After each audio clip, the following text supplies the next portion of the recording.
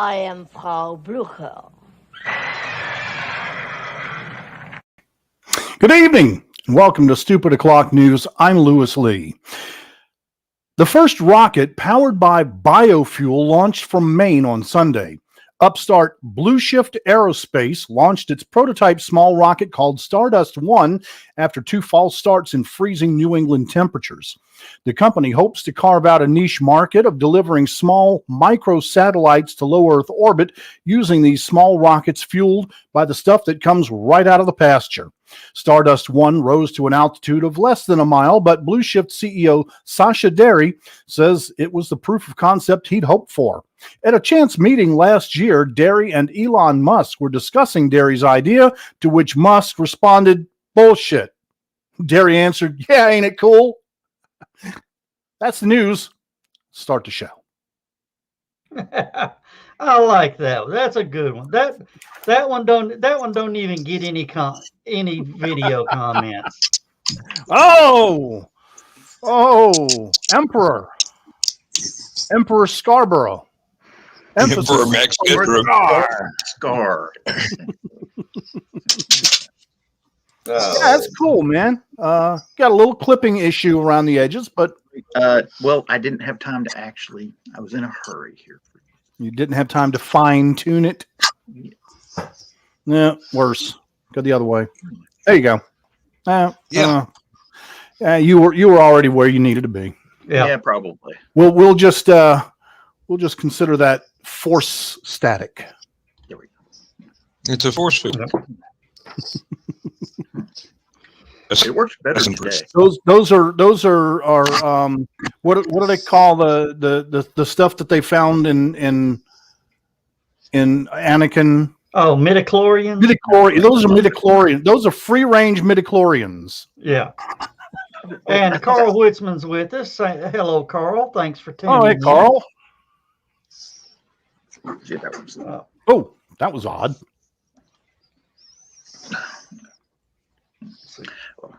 Okay, well, I can't do nothing with that. Okay, all right. Playing with new toys. Oh, StreamYard's got a lot of new ones today. Yeah, StreamYard's got some new toys today. We're going to be working with those. It's going to make virtual cons a lot better. What the heck? I kind of like this one. It's chilling at the house. Yeah. Yeah. Oh no, that Makes looks you like very lawyer-like. That would be what mine would look like if I took the flag down. Yeah. Have you been injured in that accident? Carl Witzman just said that other show is running late, so they got muted. Oh. And he said he had the wrong time down on his calendar. He didn't get the alert about Doghouse until it was too late. Yeah, there was some issues going on here that I had to cut it short. We'll be discussing that in the green room tomorrow night. But yeah, don't worry about it, Carl. Hey, that happens. But yeah, I got some new toys or some new clips to add in here. One of my favorite Looney Tunes clip I'm able to now play whenever I want. Carl, you better get ready for this one. I mean, I'm not even going to give this to the Uncle Carl Secret Humor Group. This one's mine. Oh, son of a gun. You thought I was going to say son of a bitch, didn't you?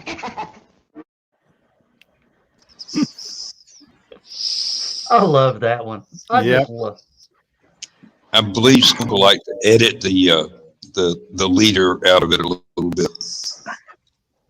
No, I left that in there on purpose. Oh, okay. Well, I cut a lot out of that. Why that's clipping like that? It didn't do that earlier today. Has the lighting changed in your office? Nope. No windows? No. Dark outside anyway. So.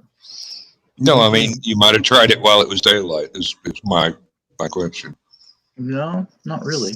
Mm. I got 2 extra lights in my room, actually 3, just for the green screen. Yeah, you need green screens need a lot of light for some reason. Mm. I can tell.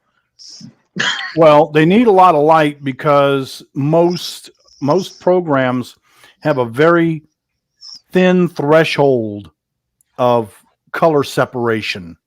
And so if you've got any kind of shadow on your green screen, that's going to show up as a different color of green, and it won't be included in your dropout.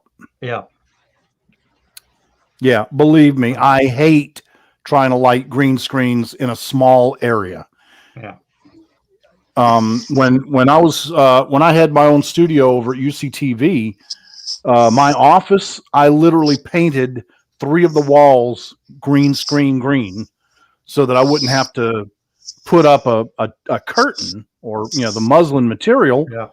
I could just light the wall, and because the wall is perfectly flat, it was a lot easier to evenly light it. Yeah. If you've got a fabric with just so much as a wave in it, you got to dump extra light on it or put the lights directly in front of it, which is hard because that's where your talent's got to stand. Yeah. And green, that green is not cheap either, is it? Well, no paint is cheap right now. For some reason, paint went crazy expensive in the last year. What you could get for $16 a gallon now costs $38 a gallon. It's because everybody's stuck at home and painting the walls. Exactly. All home improvement products, the supply went down and the cost went up because nobody had nothing to do else. And Is there any difference in performance between the green screen and the blue screen? I actually prefer blue screen. The problem is that if you have a blue screen, it blots out anything that's blue. Okay. Yeah. And most clothing is blue. Well, I'm more of an earth tone kind of guy. Yeah. Me too.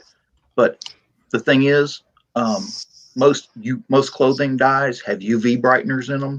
UV brighteners are closer to the blue side of the light spectrum, so you start getting that sort of stuff. Well, remember that that news from the future that I did? I shot that against a blue screen. I tried it against the green screen. I just wasn't getting a good enough clip, so I flipped it around and used the blue side. And it was a much cleaner. I'm wearing khaki pants, actually. Yeah. All your pants are tacky. Khaki. Oh, sorry. What the real Navy officers wore. And Carl Witzman says he uses a green scene sometimes just for the comic effect. And John Pica says I'd be doomed in front of a blue screen. And look who's here. Hey, James. Hey, how you doing? Hi, James. Haven't seen you in ages, my I friend. was shopping at Walmart because we had some gift cards I had to use before they expired. And I just happened to be rolling past the fabric section at Walmart. And there was a bolt of Kelly green fleece material. Okay. And it's for making fleece blankets and such. And I got 3 yards of it. And I wanted to see how good the Kelly green would act. Well, because the fleece has that nice texture to it, I figured it'd make a really good green screen, matte finish kind of thing. Yeah. No, you'd think so. You would think so, but no, any kind of texture is your enemy. Yeah. Really? When you're trying to key it out, yeah. You need a flat But surface. now, if you got to it with a steam cleaner, Yeah. and get the few little wrinkles out of it, Yeah. it might help. Look, there's some. No, this is something up with. This is not my green screen. This is something that's up with Facebook because it worked great this afternoon. I don't know. Maybe because I'm wearing a black shirt, it's messing things up. Yeah, and also if you're using StreamYard's clipping technology, it's not that good. I've never heard of teriyaki madness. Have you? Lewis? Nope. We got Panda Express. That's about it. Yeah. I do my own teriyaki madness. And Carl Witzman says it really looked better than what a lot of people use. So. Oh yeah, I mean, you get the effect, but the free range midichlorians are a little distracting. Yeah. Yeah. The spicy.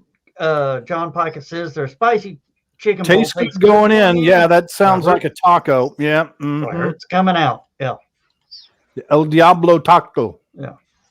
I'm going to make breakfast burritos tomorrow. I'm going to sort of fry up a pound of sausage and, sort of, not make patties, just sort of fry it up like ground beef. Yeah. Yeah. And then mix my cooking. Once I get it almost done, start adding my eggs in and mixing the eggs. Drain the grease off first. Drain the grease off first? Drain the grease off first. The only way to avoid draining the grease off will dissolve in your hand is if you use Jimmy Dean sausage. That is the least greasy sausage I have ever had in my life. Well, I got Tennessee Pride, so I love that first. You got a flat top or a griddle? I got a big pan, big square pan. Large. And James Ward says, yeah, we discussed the paint earlier, James. Lewis had an office that he painted 3 walls green. Yeah. The whole thing was a green screen studio. Loved it. John says he's watching us from the private office. That's either the bathroom or the Suburban. I just don't know which one. It might be the bathroom in the Suburban. They're big trucks, but I don't think they have bathrooms. Hey, it's John we're talking about. I'm using LED lights, Mm-hmm. and boy, I've added some extra LED lights, and boy, they make me look pink. Yeah, look kind of red from here. Yeah. So I'm using an LED light here, and my can lights are LED, but I can change the color temperature of this light. See, now I look kind of bluish. Yep. Oh, you got that super studio thing, don't you? Yeah. Well, he is a professional. There we go. And this isn't my this is the ring light that for your camera. Yeah. Well, yeah, for my still camera.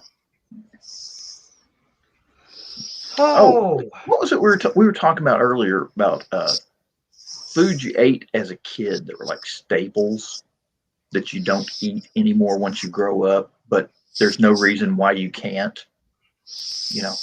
Like mac and cheese. I still eat mac and cheese. Still eat mac and cheese. Had some yesterday. Don't eat much bologna anymore, and hardly ever any Spam and pineapple. You see, and I had a fried bologna and cheese sandwich yesterday for lunch. I had a bologna and cheese sandwich for lunch today. Yep. I eat Vienna sausages. I buy them occasionally, but the one I have not had in forever, Sloppy Joe's. Oh yeah. We used to have those at least once a week at our house. Yeah. Mm-hmm. Yeah. But you got to get the Del Monte. You got to get the original Sloppy Joe. You can't get that knockoff. Manwich. Yeah, Manwich. You got to get the original Sloppy Joe from Del Monte. Okay. Yeah, something that doesn't have an extra overload of sugar in it. Yeah. Oh, that's Carl says he won't eat bologna or hot dogs. Well, good. More for us. The only thing is, I love to find, and it's hard to find, is thick sliced beef bologna. Oh yeah, and that's just But strangely enough, Ingles does have the bologna loaves, and you can get them to slice it however you want. Take it over to the deli, and I want 1/2-inch bologna slices. You want bologna steak. Sticks. Yes. 2x4s. Yeah. Oh. See, what's some of the other foods you used to eat as a kid that you just don't eat anymore? Pimento Pillsbury cheese space and food sticks. celery. Who remembers those? What? Pillsbury space food sticks. I'm not kidding, man. They I came don't in remember. chocolate, butterscotch, and peanut butter. I don't remember that. It's too Individually rich. wrapped. Google it, but individually wrapped. And man, I would eat those like they were going out of town. I know They came exactly out what in you're the talking late about. 60s. Yeah. Yeah, they were touted The heck as of Tang. the same kind of food that they eat in space. Yeah. Now they're Yeah. Nature Valley Solid and granola individually bars. wrapped. Fresca. Oh, Tang. Tang. When was the Fresca. last time you had a glass of Tang? Been a while. No. Yeah. Hey, James. Good to see you again. Oh, Hello, James. Hey, James. what I remember from my childhood was a stalk of celery with the Peanut groove butter? in the middle, just packed full of it was not Cream cheese, pimento yeah. cheese, but it It was was either Cheese Whiz or peanut butter. That's the only it two wasn't things you can put inside a celery Cream stalk. cheese. it wasn't cheese. It wasn't Cheese Whiz, but it did come in a little jar. It was almost like government cheese or Velveeta in a jar, but it was spreadable. Yeah. Now that actually sounds good. Yeah, John. That's kind of like my spaghetti sauce. Except if you just lessen the amount of sauce you put in, then you could probably pile it on a bun. Sounds excellent, though. Yeah. And Tang and space food. Yeah, no. That would not Not I work. together. remember the space food sticks, and I wish we could get Chocolate them and again. orange. Yeah, it took me a while, but Didn't they have different I flavors did of have Tang? those as a child. What, the space food sticks? Yeah. Yeah. And John says celery with cream cheese is great. Now I That used to be- remember pimento cheese in the celery sticks. Okay. Yeah,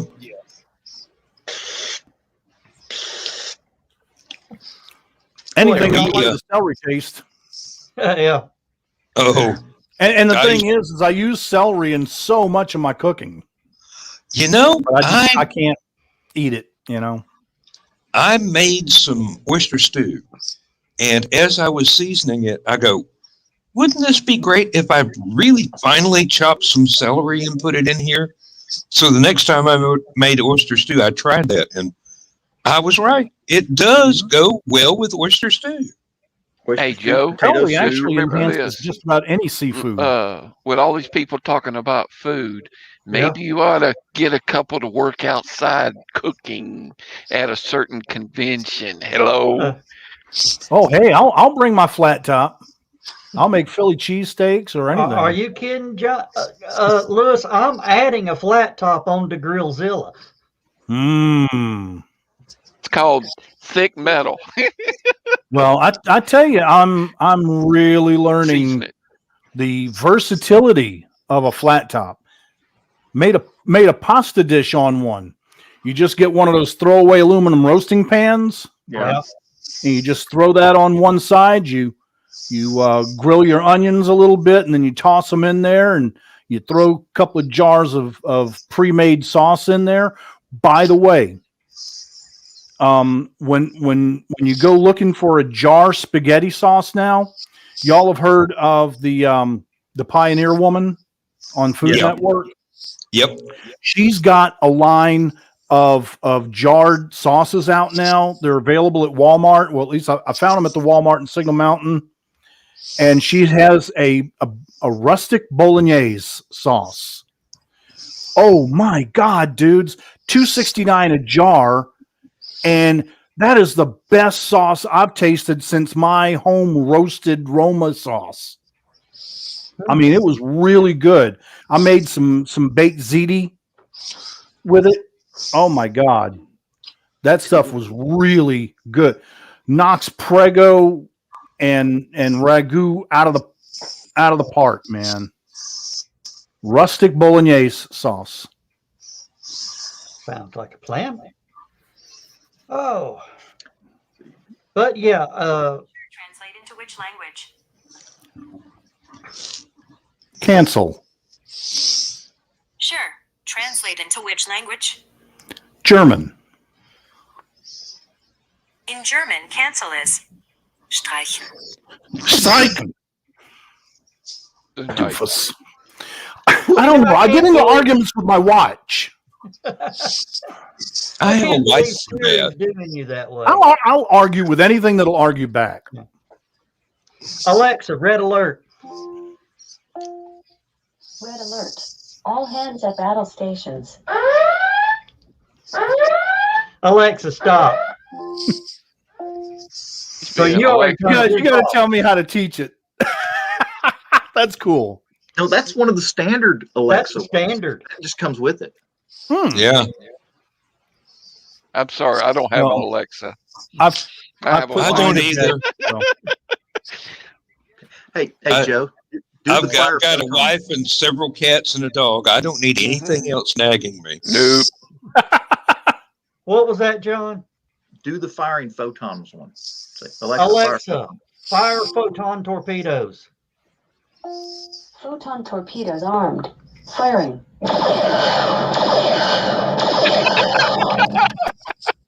That's great. Sorry about your garage, Bob. You know, a minute ago you was talking about green screens, and I used to work for both Rock City and Ruby Falls as a photographer, and we used green screens in the background. And it never fails when it rained or something. These kids had come in with these ponchos that were close to the same color as our green screen. So, you know, technology at the time, by the time I took the picture and before they got out of the caverns, we had pictures already developed and on the wall for the people to look at. Well, if you get a family, it's all wearing the same color. You'll have all these misshapen heads coming off of Ruby Falls. I wish I had saved those things, because some of those things were so great. Oh, And we're not going to go political with that, John. But No. no. I was about to say, do you remember all those Sea Rock City signs all over everywhere and the bumper stickers and everything? Yeah. There is a lady artist who had been coming to LibertyCon because she lives up on top of Signal Mountain anyway, and her dad had the contract to produce those signs. Supposedly during the Gulf War, somebody took a Sea Rock City birdhouse and put it out in the middle of the desert. yep. Was it you, John? Bought it today's hardware. We also we had to build a latrine out in the middle of our base, and it had the big wooden roof on it. And they did the barn style roof where part of the roof came up and then had the ventilation, and then had another roof right up above the gable. Yeah, and they went and found a bunch of red and black paint and did the Sea Rock City. And the funny thing was, though, they went and found red and black paint, but in the desert, wood is exceptionally dry. Oh, Sucked up all the paint. They You basically forgot to did their. close the pour holes because you didn't have the pour hole key. They did Now, who they gets started that? painting it, and it just sucked up all the paint and everything. So they only got about 2/3 of it painted because the dry wood threw off their paint calculation. I'm surprised you didn't. I'm surprised you didn't paint it a dark blue and put a police public call box sign on the front. Well, it was a lot bigger than that. Now, Doesn't matter. It gets bigger on the outside too.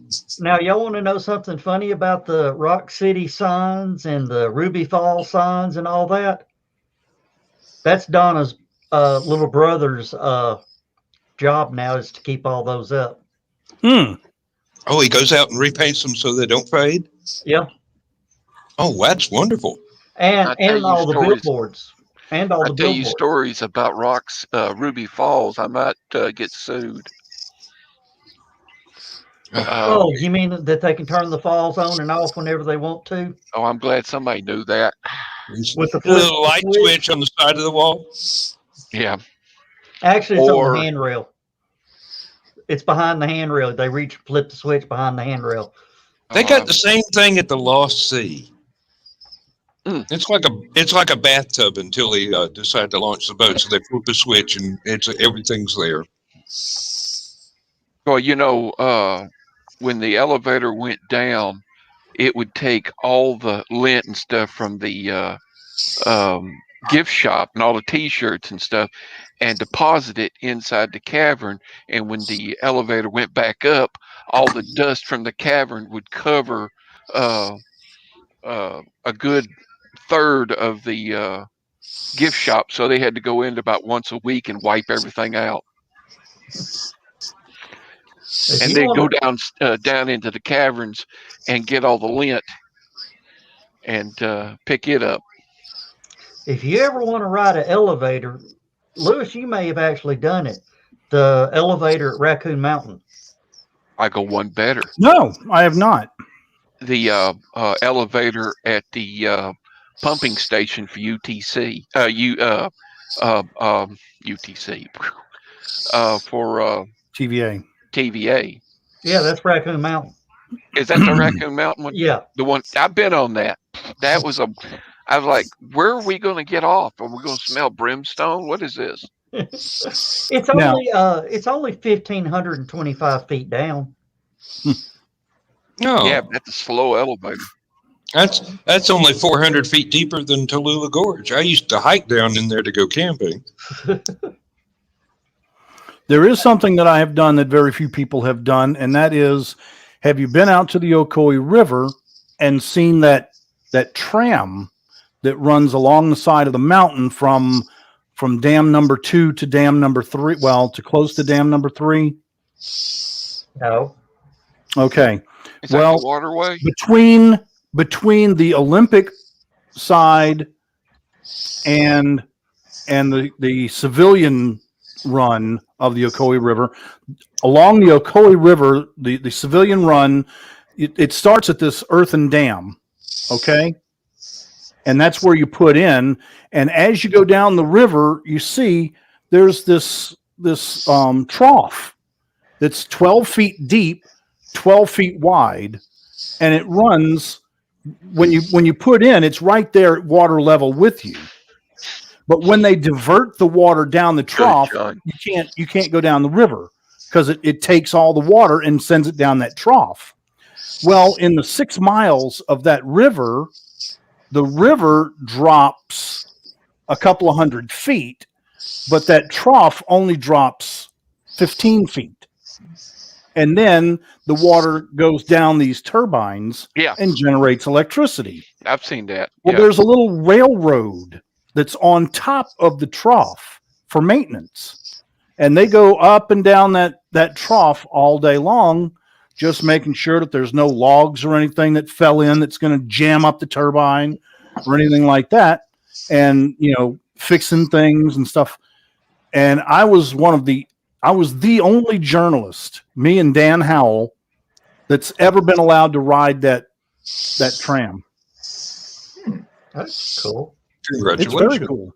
Oh, now I have seen pictures or video of being down on the river when they've flipped, changed the valve from the trough to the river.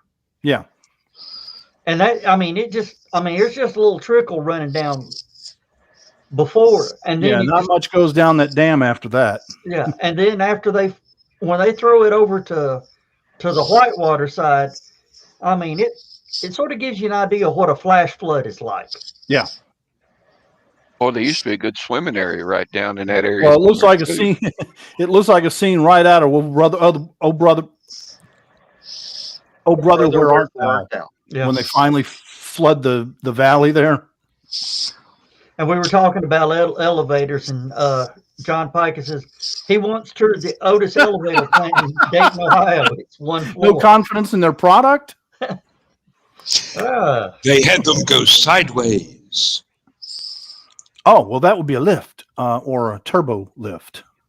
Yeah. All right, guys, we got to look at the big mystery here in Chattanooga. What? There's an elevator at Memorial Hospital that has 3 buttons for first, second, and third floor, but you only go to the first floor and the third floor. I want to know what's on that second floor. It is the Quarantine ward. Warranty. no, that is actually the access. There's nothing there. It's I don't know. It's a flaw in the elevator. There's only 1 floor and third floor. The second floor is non-existent. No, Is it one of those elevators that has doors on both ends? Yeah. Because there may be it's built on a slope, probably. Yeah. Like they've got first floor, second floor, and then third floor. I think that's where all the nurses go, for the topless dancers or whatever. Not it's out there and the doctors all get together. That's actually access to the private access into ICU. I was thinking it might be going through the to the places where they have radioactive isotopes or something for some of the scanners. No, that's on the third floor. That's on the third floor. Third floor, take a right. You get all the isotopes you want. Oh. Want to go out there glowing. What, Annie? What the hell? What was that? That was my spoiled little kid. I don't want any. I don't want him. I was showing this to John before the show. My wife got me a late birthday present. It's an electric screwdriver from Works. And it's got this cool little feature on the front that will hold the screw in place so you can use it one-handed. You need to get it closer to the camera, Lewis, so we can actually see it. And then show them what happens when it hits the wall. It goes into the wall. Ah! And then releases. That's a slick little tool. Make sure you keep it set on stun, John. And you know what's cool is the recharge is by USB. Yeah. I mean, it's got a wall adapter, but if I had to, I could just use a mini USB and charge it up that way. Yeah, go to Radio Shack or Radio Shack. Go to the dollar store and get you one of them cheap ass little my little radio. wall warts. Have the little micro USB. Yep. That's a mini USB, isn't it? Yeah. Same. Yep. I use my phone charger to charge on my radios for conventions. Mine recharge through the headphone jack. Well, I don't. My goodies are out there in the truck. Or I just went and bought a. Yeah, mine's in my bug out bag. Well, that's what I'm. I got me a Harbor Freight 13-watt solar panel. Unfolds like a suitcase. Mm-hmm. And I thought that screw gun would come in real handy. Charge it up out there in the middle of no boonies. Yeah. Yeah. I've got a little. I had one. The power pack actually went bad after about 7 years or so, but it was called a Power Monkey, and it came with an incredible variety of adapters where you could plug it into just about anything. It would hold 2 chargers for a cell phone, and one of the things you could do, it either had plug in the wall, recharge the power pack, or a solar panel that you could wear on your shoulder and have the Power Monkey hooked up to it in your backpack. Is that the one with the four sails? It just done. Oh no! Like on a piece of cloth. This was the size of a flip phone. What is that? There's a USB port on the side of my computer bag, and inside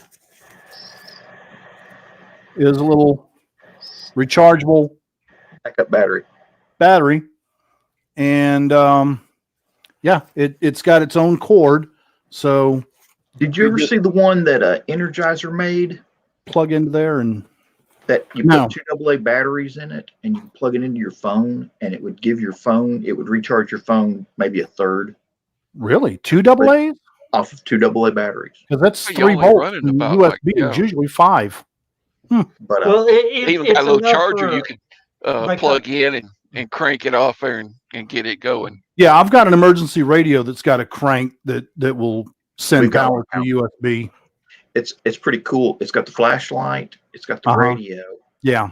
But the other thing is, if you charge it all the way up, you can plug your phone into it and charge your phone. So Yeah. Well, we was talking about bug out bags, and I went ahead and got me a new truck. By the way, folks, congratulations. I went from a shuttlecraft to a starship. so I went from a 2004 Chevy Colorado to a 2018 F-150 with a camper and the whole shebang, and Oh, cool. already got stickers on it for zombie apocalypse response team and all that kind of stuff on it. And the bug out bag, I got me a battery backup that runs. It's Harbor Freight and me is going to have Christmas, but it's a little charging box, and it's got all kinds of stuff. It's also got a D&D. Go away with that. Go away with that. hi Willow, welcome to the show. We're now you guys be careful international. with that. But I'm making stuff to go in that bug out bag. I'm gonna fill all these with poor man's sterno. Crisco? No, paraffin and cardboard. Oh, okay. Like fire starters. Well, it's like sterno cans. You take the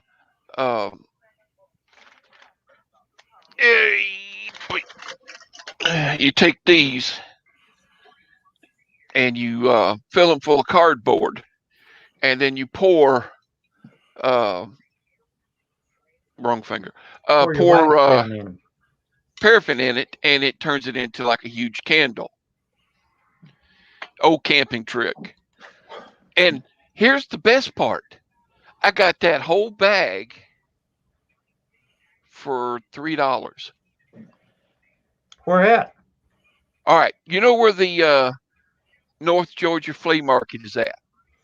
Yeah, next to A1, that little. Yeah. All right. On the other side of A1 is now a warehouse for rejects from Amazon.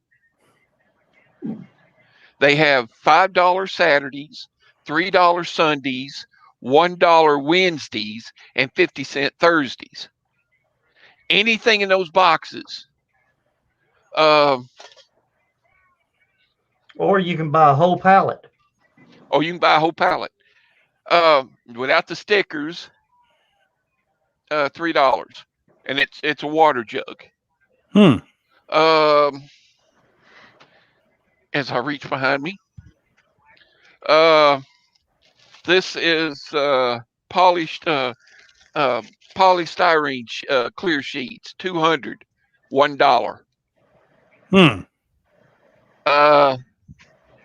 Page protectors, you mean? Yeah. Page protectors. These are use your vacuum sealer and use these things to vacuum seal. $1. And there's a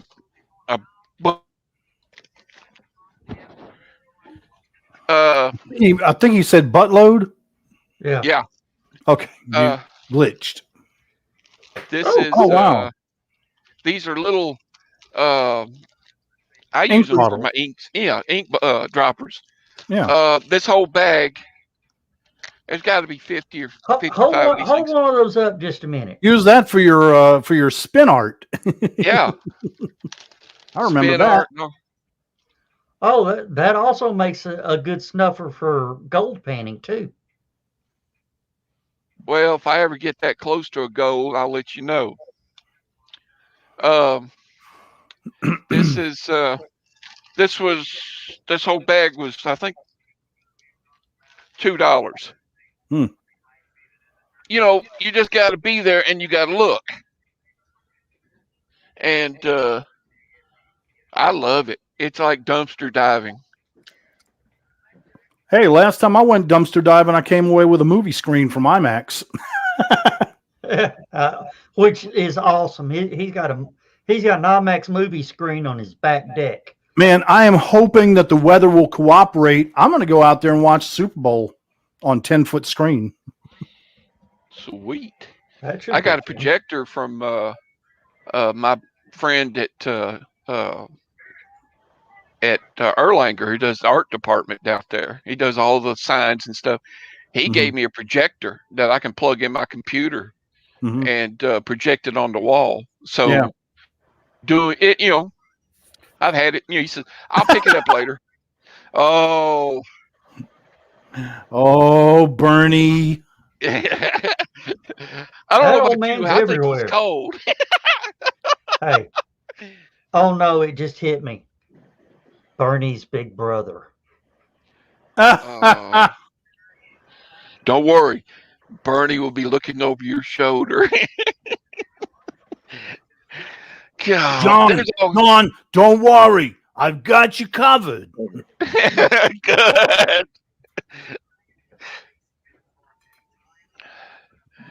He's got There you can six, only man. be one. You know, we've got to have him on this show. Bernie? What, Bernie? Well, he ain't doing nothing else right now. Well, Now- I mean, Now, who's the guy that Larry David? Is that the guy that played Bernie on? Yeah, and they're actually related. Yeah, they're cousins. Yeah, isn't that crazy? And they didn't know it. They didn't know it until Larry David went on Finding Your Roots with Henry Louis Gates. You know, Robert E. Lee was related to George Washington by marriage. Right. Married into the Eustis family. Right. Okay. Strangely enough, Robert Duvall, the actor, is a member of the Eustis family. And strangely enough, if you've ever seen him play, Robert E. Lee looks just like him. They all they did was make up his hair and give him the mustache. And he already had the face for it. I mean, hey. Okay. The Lee team pool ain't too deep, you know? Yep. You remember I was talking about the cell phone charger? Yeah. This is a solar cell for the Power Monkey. So it's about wallet sized or whatever. It even comes with a Velcro strap where you can put it on your shoulder while you're backpacking and have it hooked up to the little. How much does that thing produce? Just enough to charge the cell phone? Probably half a watt. I have tried it, and it took like about 8 hours to fully charge the Power Monkey battery, which is 2 cell phone charges, 2 20-year-old cell phone charges. So might take about 6 to 8 weeks with today's cell phones, but I don't know. I keep the Power Monkey kind of went real weird and got all sticky. And this thing's getting sticky too, but I think it's just the plastic it's made from. The rubber stuff. Yeah, going. The rubber stuff is decaying. Yeah. Hey, is it supposed to Lewis, rain today, guys? It's supposed to rain tonight. It is here. It's pouring down out here. We got a lot of rain predicted for middle of the night. Tonight's forecast dark, with mostly dark tonight with widely scattered light in the morning. Good. Yeah, wide scattered. Hey, Lewis. Yeah. You remember Wolf Camera used to have this backpack for cameras? Mm-hmm. It was kind of neat. Up on the top of the backpack, there was a little vinyl solar panel across the top of it. I never saw that. There was a AA battery charger inside the backpack. So you could pull out your flash batteries and stuff like that and put them in there. And as you're just walking around with the sun shining on your backpack, keep the batteries topped off. I could have used that back in Spot one, the but day. it was $100. So, That's why I didn't have it. Yeah. I'm waiting for the fabric solar cells. Get myself an umbrella, walk around in the sunshine and under the shade of the umbrella and charge up everything. Well, I've seen these people who live off the grid, live in box trailers and stuff like that, and they've got solar panels set up on their roof, and they run everything off from the battery packs that they charge every day. It's fun. This is what I don't understand. All right, most appliances actually run off of DC, electronics anyway. right. Yeah. Because you have to take the AC, which is cheaper to transmit, okay, without a lot of boosters along the way. They have to they have to transform the AC into DC. You lose a lot of energy that way. Solar cells produce DC natively, and then they're stored in DC batteries. And then you have to And use then the inverter. to use it by the house, you have to right. transform it back into AC. You lose a lot more energy doing that too. Why don't manufacturers produce appliances that can utilize native DC? Because then we if you're wouldn't need the power grid. Hold on. If you're GE, you've got 20 different refrigerators. Just make 2 of them DC native for people that want to live off the grid and don't want to waste all that energy transferring back into AC. But it's just a new market for them. Oh yeah, it would be if they had any sense. I just don't understand. It just doesn't make, and that's why I haven't gone solar yet. It doesn't make sense to collect sunlight as DC voltage stored in a DC battery and then have to put it through a transformer where you're going to lose 40% of your stored energy in the process to make it usable by your appliance when you've got a laptop this big freaking brick. You got a laptop, it's got this big freaking brick that's going to take that AC and turn it right back into DC anyway. Let me have some wall sockets that are straight DC into the laptop, into the charger, into the phone. There's so many TVs. All you got to do is have a wall socket with a different shaped prong so that you can't get them mixed up. Exactly. It's like buying gasoline or diesel fuel at a gas pump. Yeah, blame Edison. Mm-hmm. Blame Edison. Yeah. Where are we going to put the meter?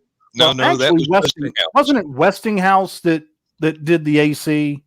No, it was Edison. Westinghouse did the AC with Tesla. Edison wanted DC, although he'd have to have a DC substation to boost everything every few blocks.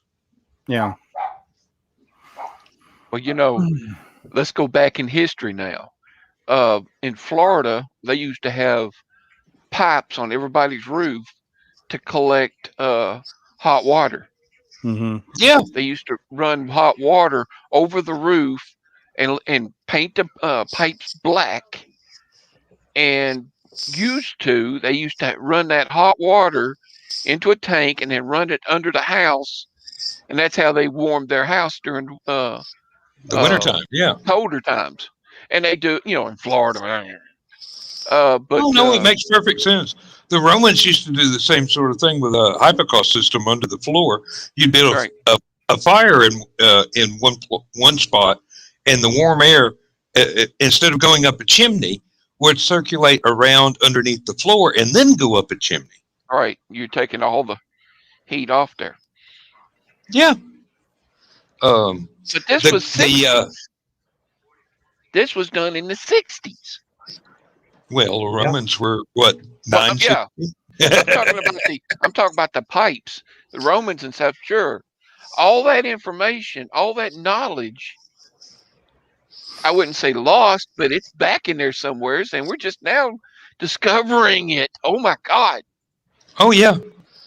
Um, the insulation company that I work for, one of their shingles division is now making solar power cells as roofing shingles. You Yeah, could have your entire roof Yeah. be solar panel. somebody was wanting to take a parking lot and That do was the me. no. Roof This it, was roof it over, no and on the replace asphalt with solar cells in protective uh, polymers. oh yeah, for highways. Yes, highways Yeah, and parking lots. I was wanting to roof in the parking lot so your car would never get hot. You still have the same amount of area Well, to we've got collect that at solar Finley power. Stadium here. Yeah, we've got that. Finley Stadium, we've got that exact thing. The parking lot's roofed in with solar cells. Yeah. Should be everywhere. And underneath that parking lot is sewage processing substation. Oh, so you get the methane and the solar at the same time. Just hope Yeah. nobody lights a cigarette and the whole damn thing goes up. So where's Skunk? I Don't know. know. what Don't skunk know. is. Oh, I got some good news today.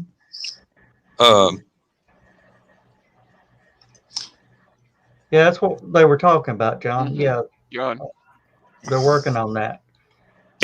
They've got to Yeah. be durable though. Yeah, you got some news today. What?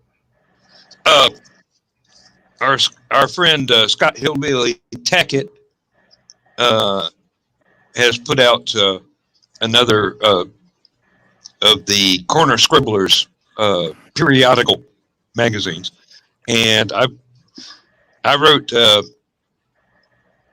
an essay about 600 words and a short story about 600 words. Turns out my essay, I thought everybody was writing the same damn thing, so it'd be like twice as long of a book. But my essay is now the preface to this collection of short stories, and then I've got a short story in it too. And it went on Amazon Live today, as far as I know. Oh, cool. And it's called Corner Scribblers is the name of the periodical. And hey, I wrote the story and the essay both New Year's Day 2020 before the entire world went mad. Yeah.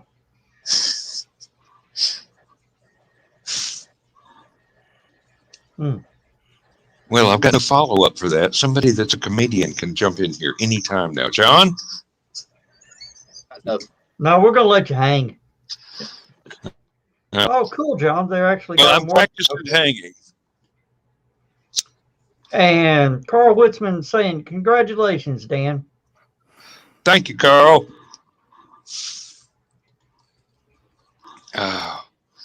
I've got to wait till I bring my my Kindle Fire tablet home from work tomorrow before I can buy my own copy. I've got a superstition. I like to buy a first copy myself of something that if I've got a story in it or it's my book or whatever, I want to buy one copy myself before any of the complimentary copies show up that you could sell at a convention or something like that.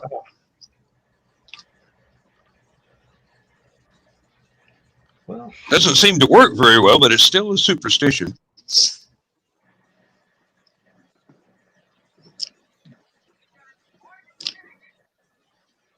did we And somebody lose? hit warp speed.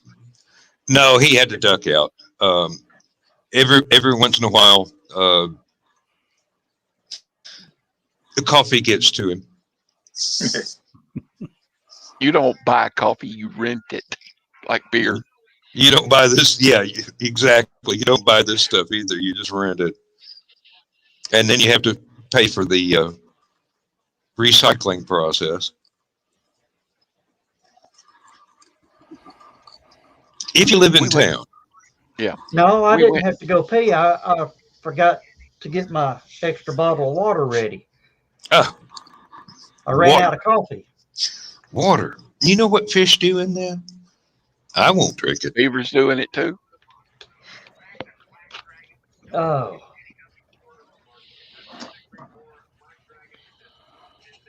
Oh boy. What? What was that? What was that movie?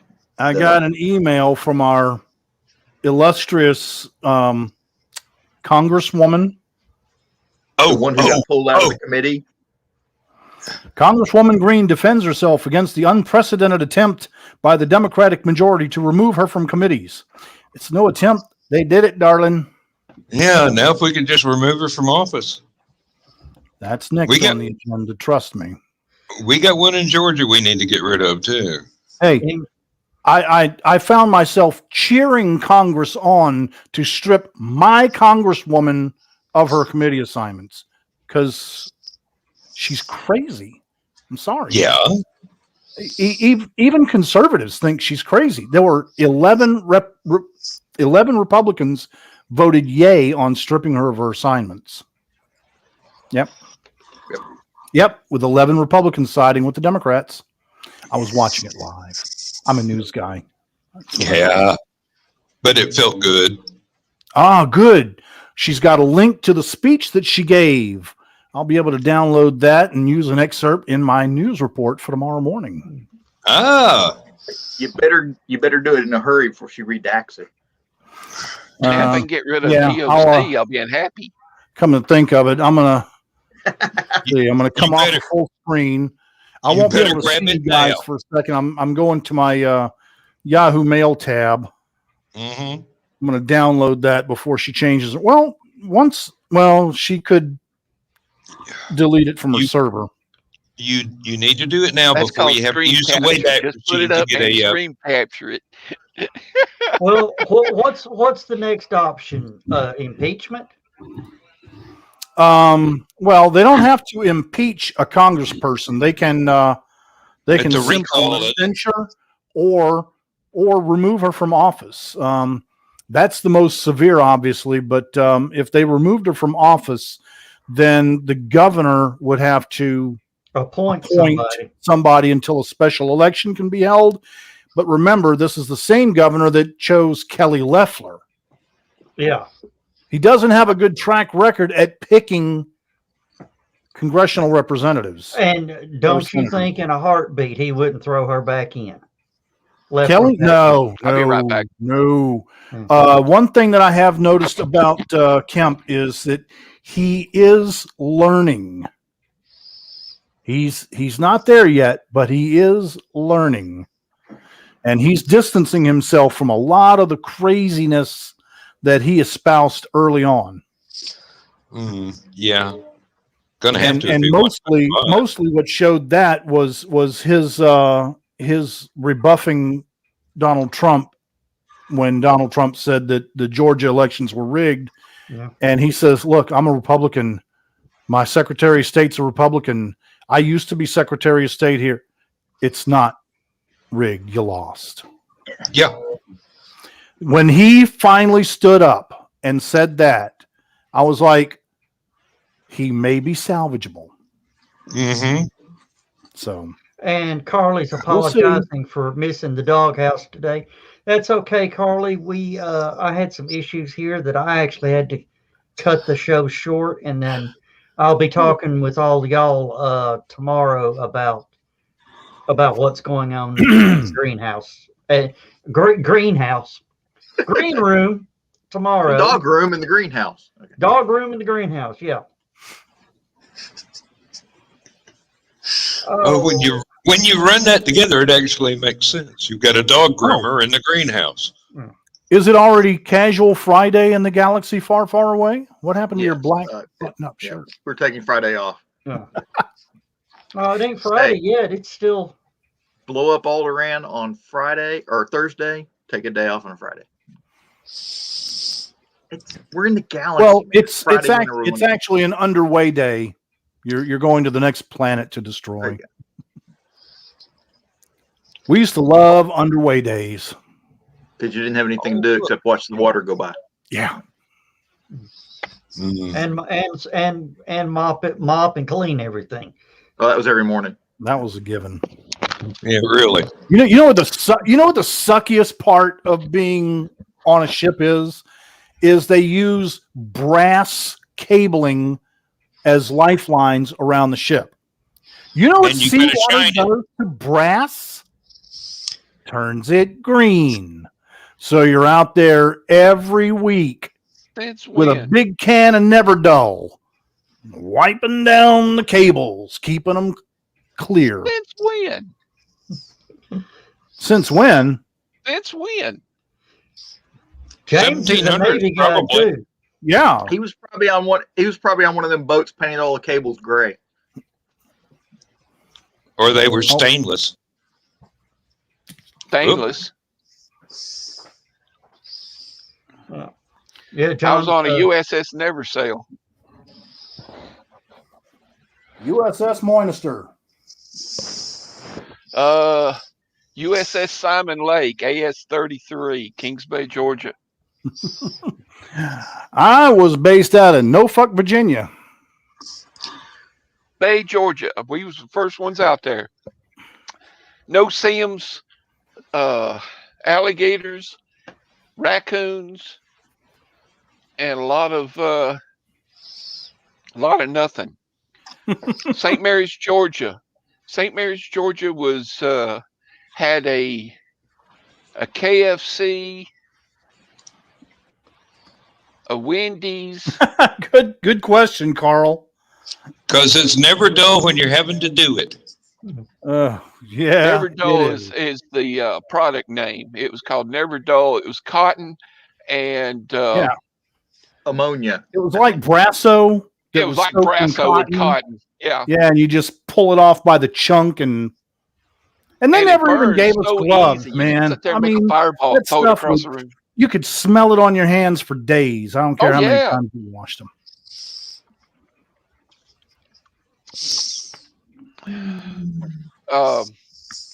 Yeah, I Never was on Dull. a fast frigate, and we did med cruises.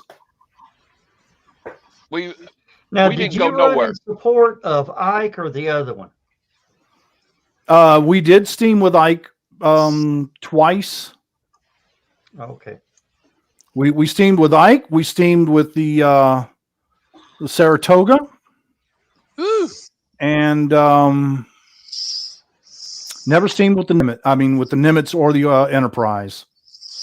But Well, I thought Nimitz was West Coast. they were for a lot of About half years, their but life, yeah. they always moved the carriers. Oh, They okay. bounce them around like crazy. I worked As a matter on of fact, submarines. 10 years ago, when I embarked on the Carl Vinson, it was ported out of San Diego. Now it's farther up the coast in Washington State. Oh, okay. Bremerton. Now, is Bremerton. Benson Yeah. part of the Nimitz class, or is that part? of the Yeah. Got a No. story to tell you. It's I wear this cap proudly. Carl Vinson is a Nimitz class destroyer. I mean, carrier. Yeah, I thought it Hi, was. Sandra. I thought it was a, Hi, I thought it Sandra. was a different class.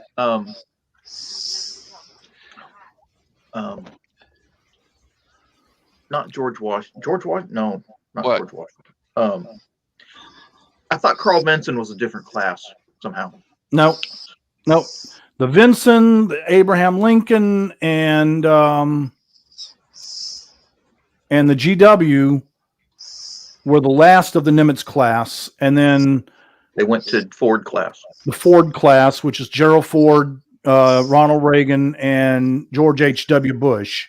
It's the Gerald R. Ford class, and they're having problems with the catapult, so the planes keep falling down, which I find to be incredibly appropriate for Gerald R. Ford.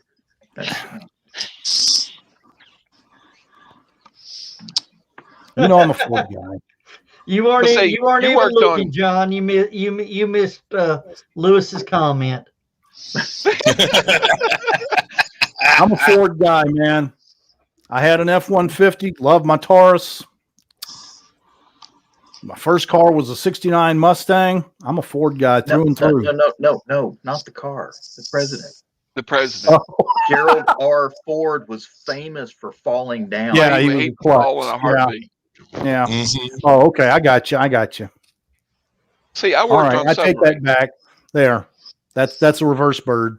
That's reverse bird. Because there was that great scene in Hot Shots Part 2 where the president was with all the other presidents were behind him, and he was doing the what was it? They were doing the dedication for the library, and he had the silver shovel out there, and he was digging the thing, and he moved the first thing of dirt, and he puts the shovel over his head, and he does the Three Stooges thing where he keeps spinning around, waving at everybody, smacking all the presidents in the head.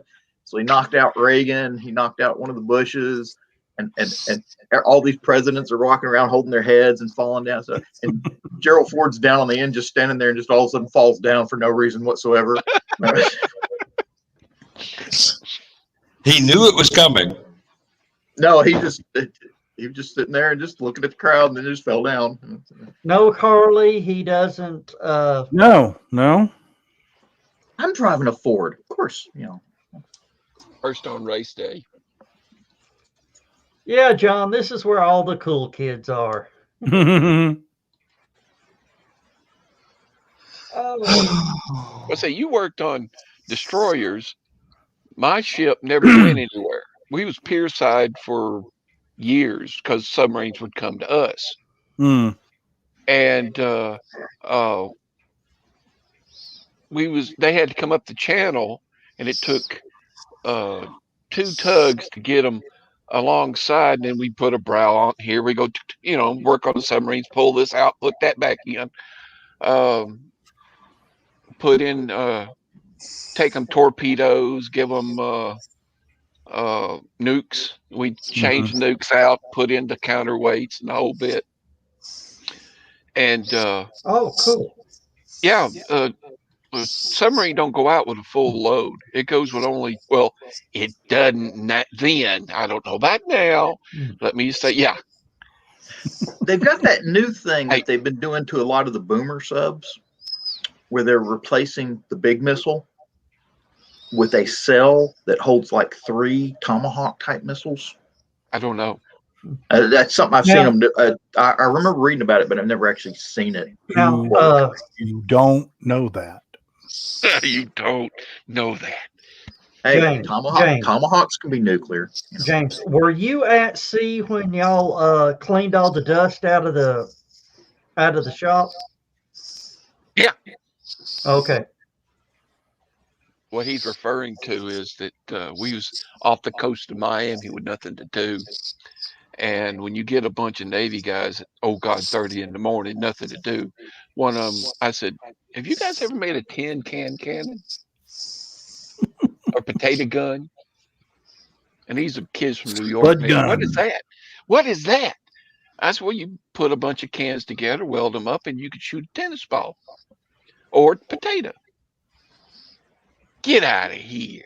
It's easy enough to build. So we got a bunch of Pepsi cans. Now, if you don't know it, Navy ships do not have Coca-Cola. They have Pepsi, or they did in 83. Pepsi. We didn't get Coca-Cola. But we took a bunch of those Pepsi cans and took it down in the weld shop, and they nuclear welded about 3 or 4 cans together. Then we took about 4 rolls of duct tape and duct taped them up. And one person, we put it on a welding table, and we clamped it down, and I put a hole in the back, squirted a little lighter fluid in, put a tennis ball in it, lit it off. It went poop across the room, and they said, "That's cool." I said, country boys figure out something. You get us a case of beer and a bug zapper, and that's a good night. But quality entertainment. That's quality entertainment. Well, one of the guys says, why don't we try some of that acetylene and try it? I knew that was coming. I was like, no. Number one, raw acetylene goes off at 14 psi. explodes, compression. And he go, well, this is welding. I was like, look, I made the bomb. I give you the hammer. You figure it out. Smack that thing one good time. Let me just get out of the way. Now, I want to so badly find the Simon Lakes books for 1984 because this guy turned on the acetylene, took the welder, and 40 psi. Think we got enough? I'll give it a couple more seconds. Capped it with a tennis ball. Who's going to light it? I ain't lighting it. You guys have fun. I'm going to sit back here. Behind the steel door. Behind the steel door. No, actually, it was just a compartment that they'd made out of sheet metal. It was their shop. And what we forgot was the quarterdeck was right underneath us. Somebody said, oh, hell, I'll light it off. Oh, boom! Couldn't find a tennis ball. It disintegrated. It broke the welding table off the floor, off the deck, and pushed it to the wall from the recoil. The quarterdeck heard the explosion and said, what was that? General quarters. 3 o'clock in the morning. We opened up all the chain falls we had on the wall that, collected dust and everything, let go. So the whole compartment was full of dust now from the aftershock. We're opening the door. I'm grabbing the cannon as, our ears are like buzzing. And somewhere's off the coast of Miami, about 50 miles out, get a point, go straight down. You'll find a bunch of Pepsi cans wrapped with a load of duct tape that Scuttled the evidence, did you? Oh, we got rid of it quick. And it blevied from one end. It was a boating accident. But that was sorry, guys. We lost our potato cannon in a boating accident. Yeah. Tossed that thing over the side and went to my GQ station. When I was in the Tennessee State Guard, we used to go down to Ringgold to bivouac, and we had a visiting captain one time that he was our commo chief from regiment, and he came down to bivouac with us, and he brought his spud gun that he made. Okay, he had made one, I kid you not, of PVC pipe that was 4 feet long. This was fully bazooka sized. Okay, he had a larger chamber on the back that was only about this long, but it was twice the diameter, and it had the screw-in cap. Okay, on the side of that larger chamber, he had installed the electronic starter from a barbecue pit, complete with switch. So he's got a piezoelectric starter, a door, and a couple of cans of Aquanet. He would put the tennis ball. He would put the tennis ball in, and that was actually easier to open up the back and shove it from the back and just put it right into the tight part. Chambered it from the breech. And he would fill that thing up with Aquanet and hurry up and screw that lid back on, put it on his shoulder, reach back and hit that starter button. Boom! That tennis ball went through a porta potty. It hit the porta potty. It went through it, left a hole just a little bit bigger than the tennis ball. Oh, God. I'm surprised that it didn't wind up having some kind of valve like a can of Fix-A-Flat would do to be able to. He was always improving his design. I'm sure he's got one now that's like a Gatling gun. You know, he can fire off 5 at a time. You know, I don't know. Have you seen the guy that took Roman candles and duct taped them all together and made them handles where you could hold them like that? And Yeah. oh, that's redneck if I ever saw Hey, one. hey James, Hold pick my up beer. your mic. It's scratching. All we heard was your beard. Yeah, they did that to me about a month ago. So Well, Yeah, what beer? Oh, I'm gonna tell you. Everybody says, hold the Roman candle and shoot it. No, I don't hold Roman candles anymore No. because the one time I decided, no, I'm not going to hold this one. I'm going to put this one down in the cinder block wall. It removed the cinder block wall. Lewis may remember this, but there was a guy that came to Fort Oglethorpe that was launching fireworks in the parking lot where the Waffle House is now. All right. He set up his setup and everything else, and Chief Cook was out there, and they were firing fireworks, and it'd go up, spin a few seconds, and start coming down. Then it detonate right about streetlight level, covering us in sparks. Needless to say, after that first one exploded, I was underneath the truck. And they had one that actually hit the ground and it exploded. And Chief said, "That's it. We're done." Well, before they get there, he hurriedly put one into the launcher. The mortar?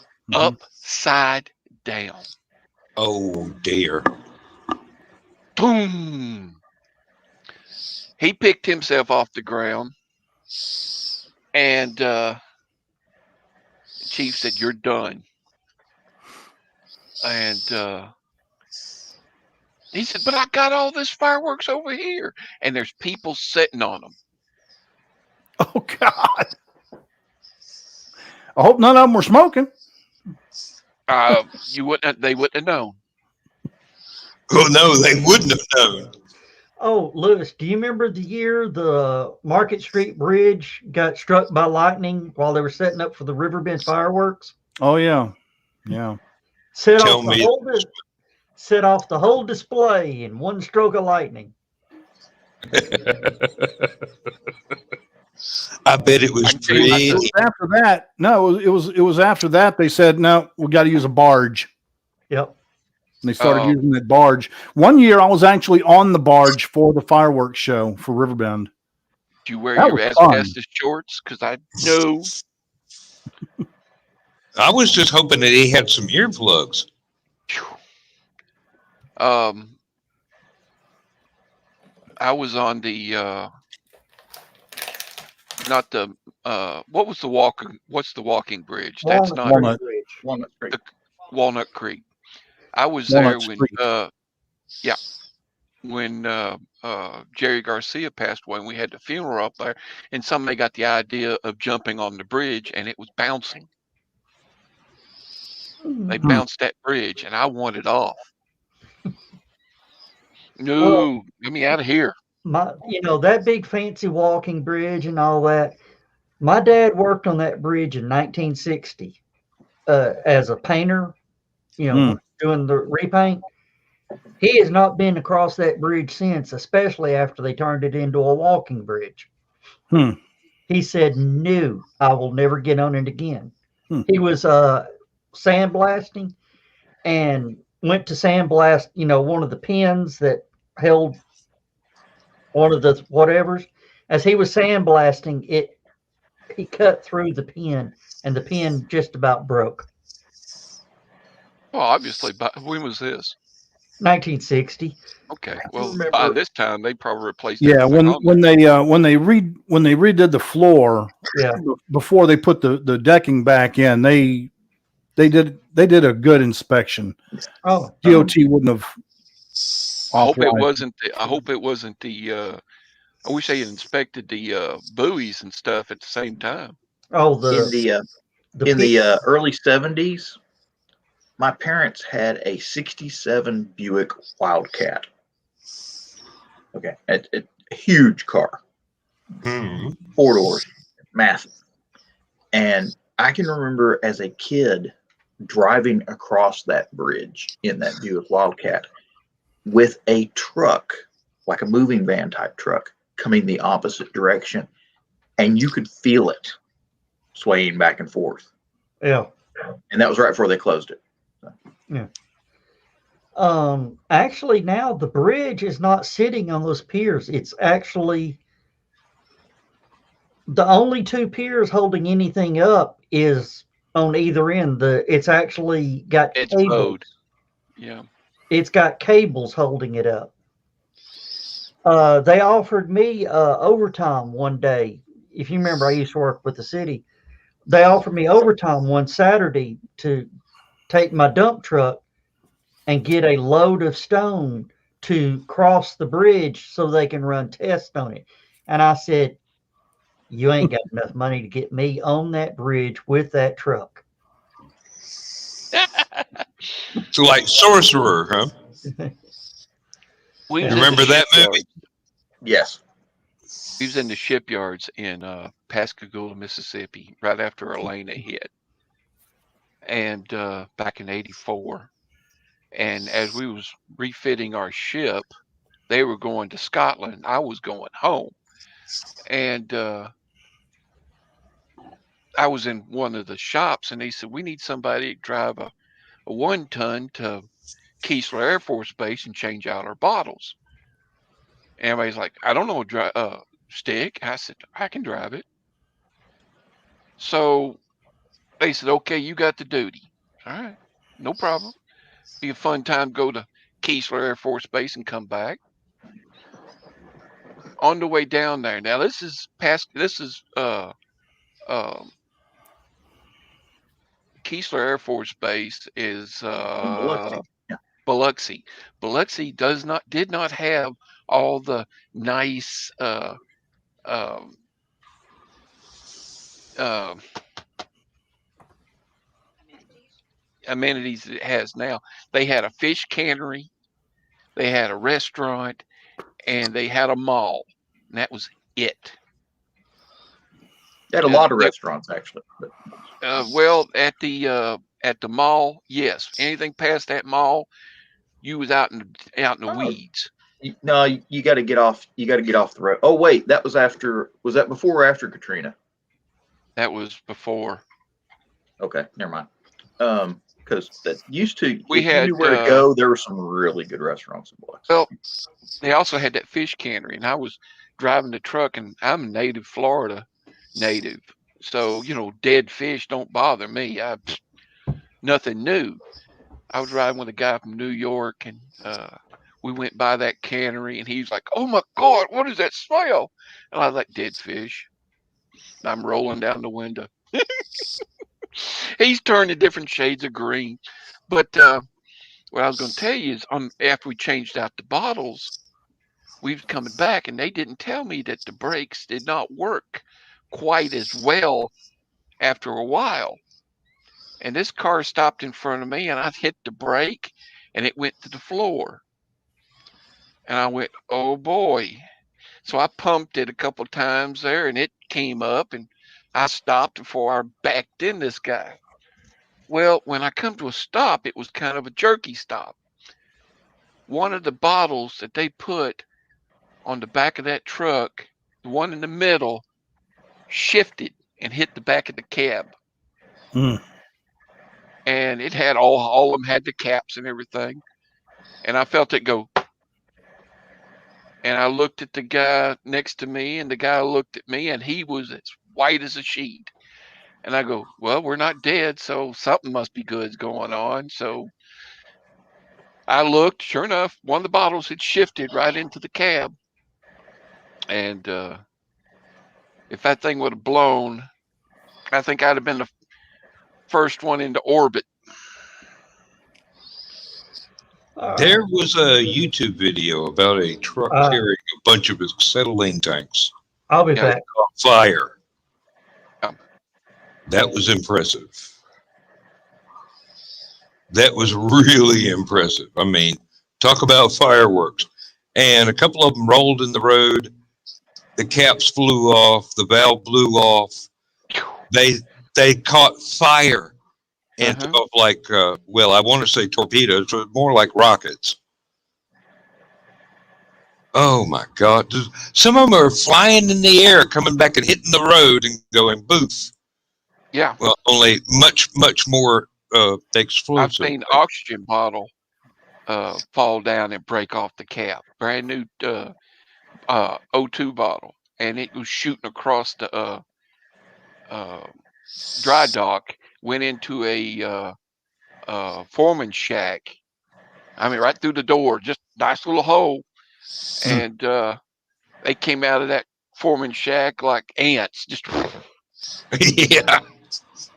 and Make way, make way. I was about to say that thing's already past you and gone, and these guys are piling out. And it hit the ground and starts spinning, and the weirdest noise, you know. And you don't forget things like that. It's kind of dumb, but you don't forget crap like that. Oh no, no, not at all. Oh.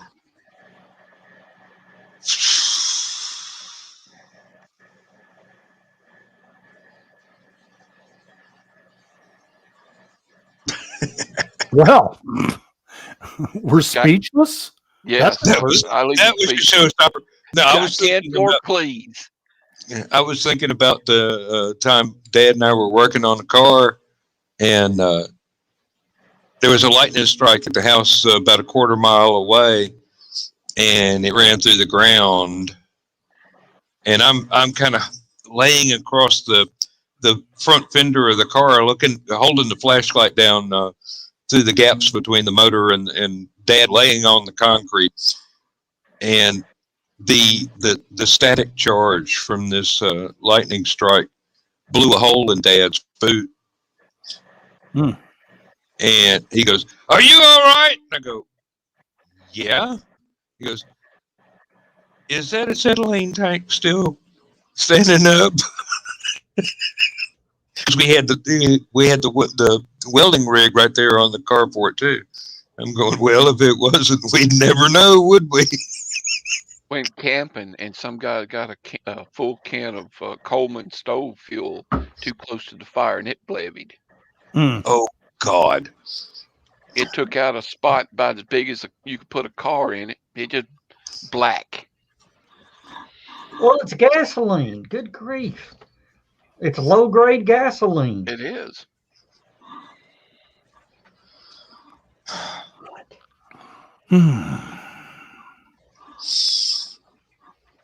And shoot, I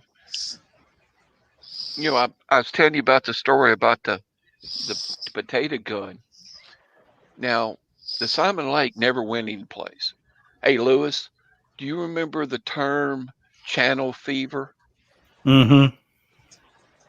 God, I love that because I think the ship would be 300, 4,000 pounds lighter. We was hitting the channel.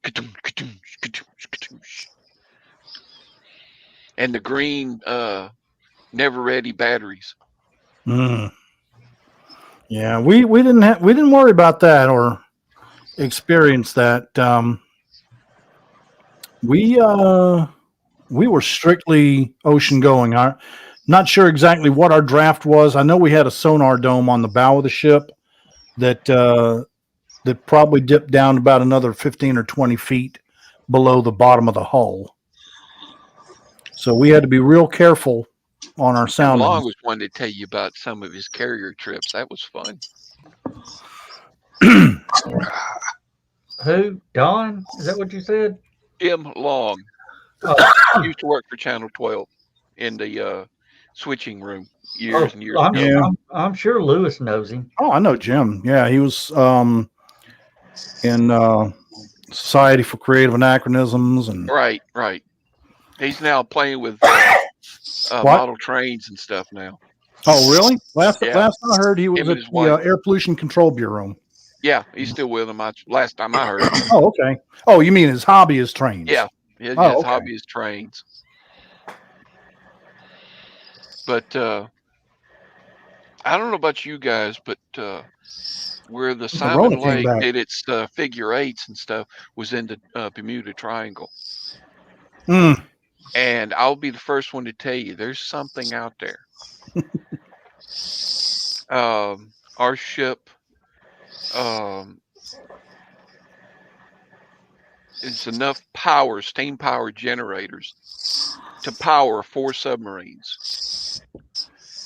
And we were out there and we went dead in the water. I mean, zilch, nothing. And of course, we had those emergency lights come on, and they last about an hour at most, 15 minutes, 20 minutes to an hour, and they dim out. So we're all walking around with flashlights. And that mysterious fog came out of nowhere and started circling the ship. And I'm like, we about to go on a trip. If you see E.T., tell them, let's go. Shut up, Ward. You keep going. I'm listening. I'm looking And, for my cruise book.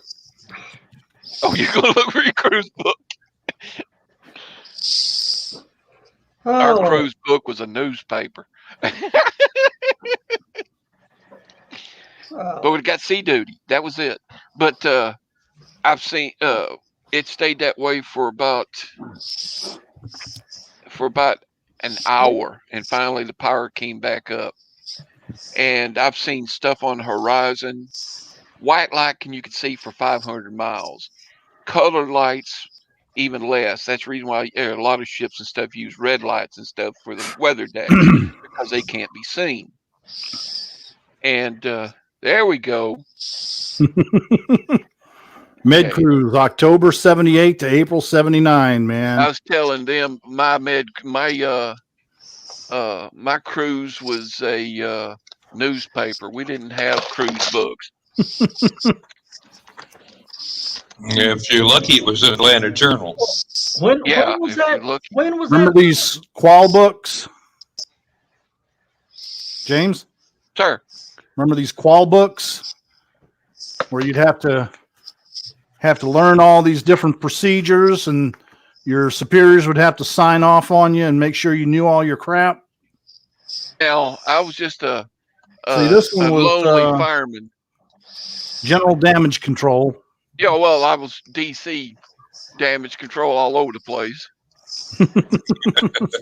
I'm trying to find my boot. Somewhere around here, I got my boot camp book. Lewis, when was that Med Cruise book? 78, 79. Oh, yeah.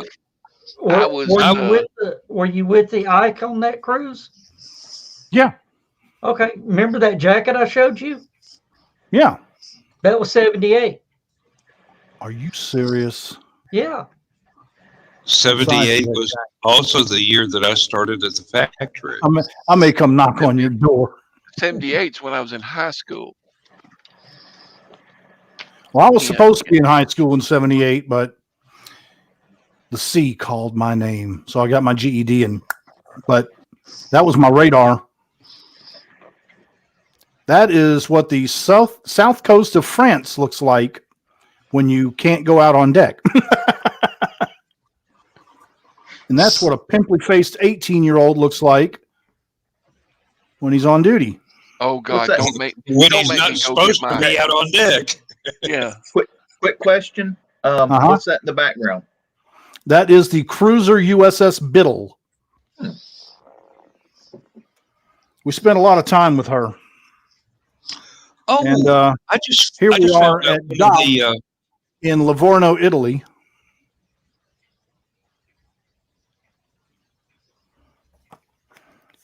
I like the fast frigate. I mean, it lived up to its name, but it was a well-armed little piss fire.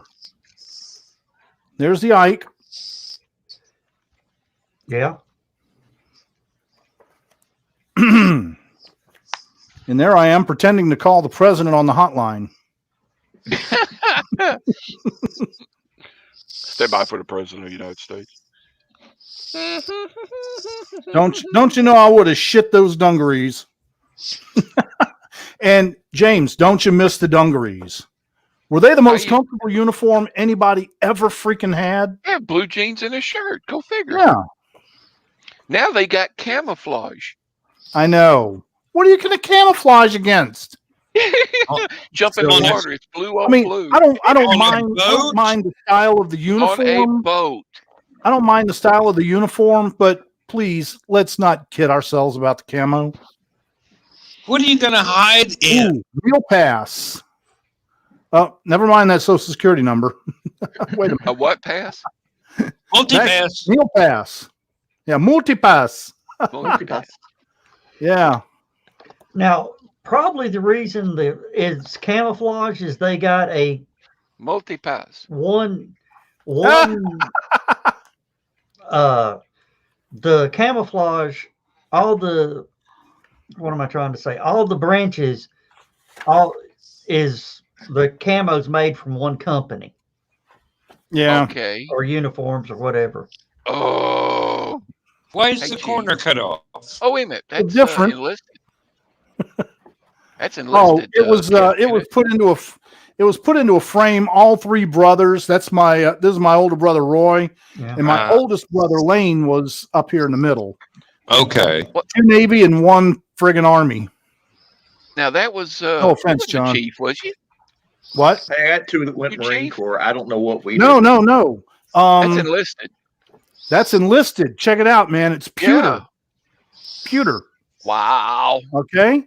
That was that short-lived experiment where they had enlisted people in officer-style uniforms. Yeah. I have a very rare pea coat. I'm enlisted, but it doesn't have the plastic buttons. It has pewter buttons. I asked you probably last time we talked. Where'd you do your boot wrong camp? button. What? Lewis, where'd you do your Orlando. hold still? Yep, still got the mark. What? I really got to quit. Hey, Conrad, welcome back. I always love. I don't know who did it, but I would love to find the people that did that and buy them a beer. The what? The SpongeBob? That was on a Communist Party Ministry of Agriculture building after the Communist Party fell apart. Oh, they repainted it. And they went up. Somebody went up there, a bunch of spray paint, and repainted it. That's great. As Patrick from SpongeBob. Oh, that's great. And I'm like, you'd think somebody would have heard that helicopter. Yeah. Okay, so just to show you some of the places we visited, let's see. Venice. Tilt the book forward just a bit so it doesn't glare. Not much. There. There's Venice. I went to Venice. Venice. Yeah. Color pictures of Venice. There's a gondola. It's almost as big as your frigate. Volos Greece and Athens.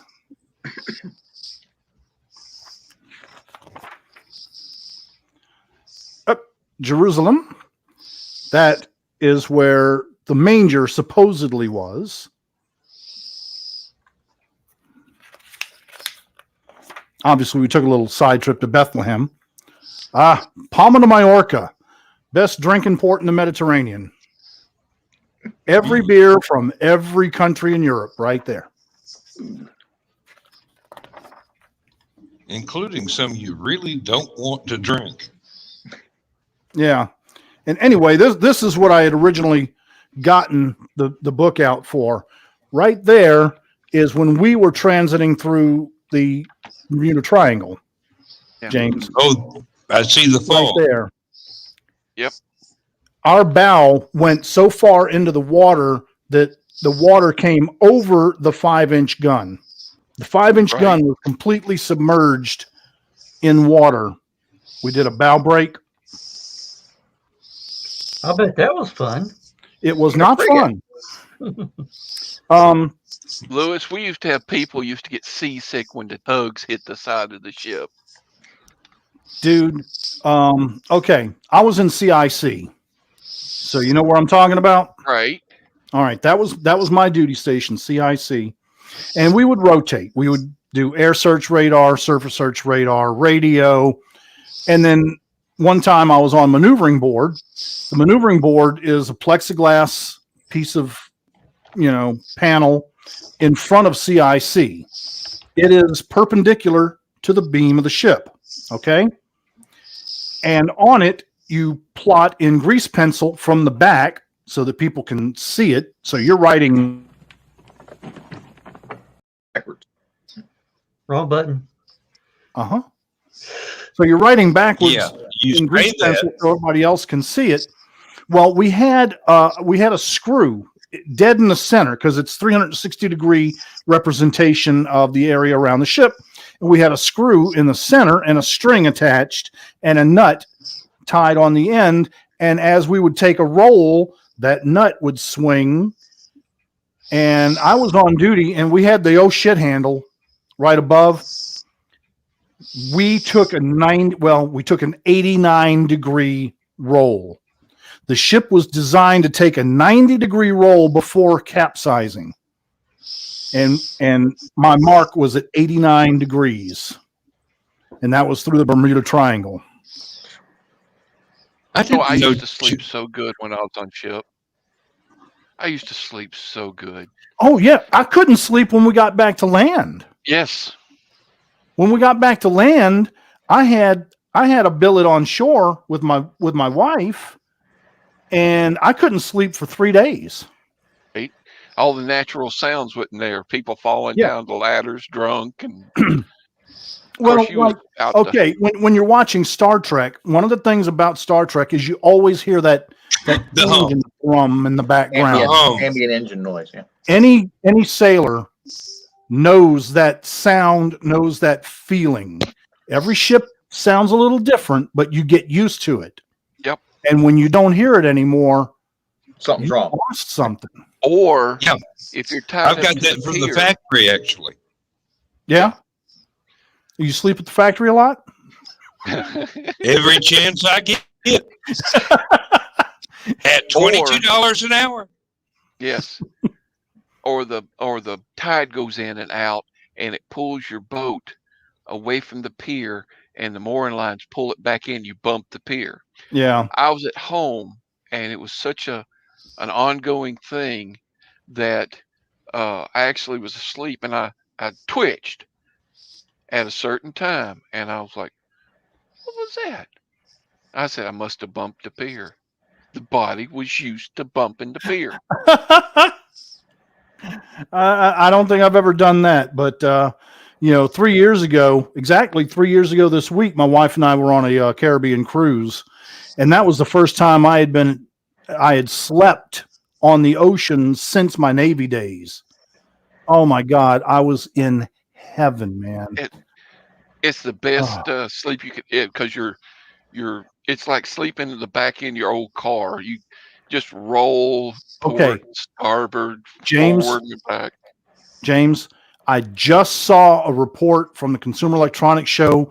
They've got a bed now that rocks side to side. But it's monitoring you. So when you fall asleep, it'll stop. But it'll rock until you fall asleep. I'm like, no, that would be cool, but I would have to have something playing in the background with that low. Oh, the emergency days are going off. Like vibration sound. That can be done. You can even get waves crashing against the side. You can go to YouTube and they have like 10 hours of ambient sound. Yeah, go one better than that. And the wall get, used enough, to run you can get the Enterprise 8 hours. Hey, Joe, could we put that on here, or would we get a strike for that? What? The ambient sounds from YouTube. I don't know. It would be hard to form a pattern. It would be hard to catch us. It would be hard to catch us, yes, especially if I gimmick up something with my music program to do exactly the same thing that was not copyrighted by anybody but me. Yeah. All right. I I've seen everybody. Can't do that. I've seen everybody. 1047. I've seen everybody the after show links. That's what Yes. that was. I just sent you. Ah, okay. We got another show that comes up just after this one. Hey, James. The bus ticket to the MEPS Center. Oh God. Oh, God. Can you believe that? Now, wait a minute. That's the, you went to Knoxville? No. Everybody goes Baton nuts. Rouge. I was still living in Louisiana when I joined the Okay. Navy. Well, the MEP station for us was in Knoxville. Knoxville. And Yeah. then I caught the flight to Great Lakes. Oh, that's where I did A school. Yeah. Oh, Winter or summer? right in the last of fall. By the time Thanksgiving hit, we had 2 feet of snow on the ground.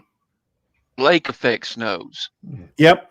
And dude, our barracks was right on the lake.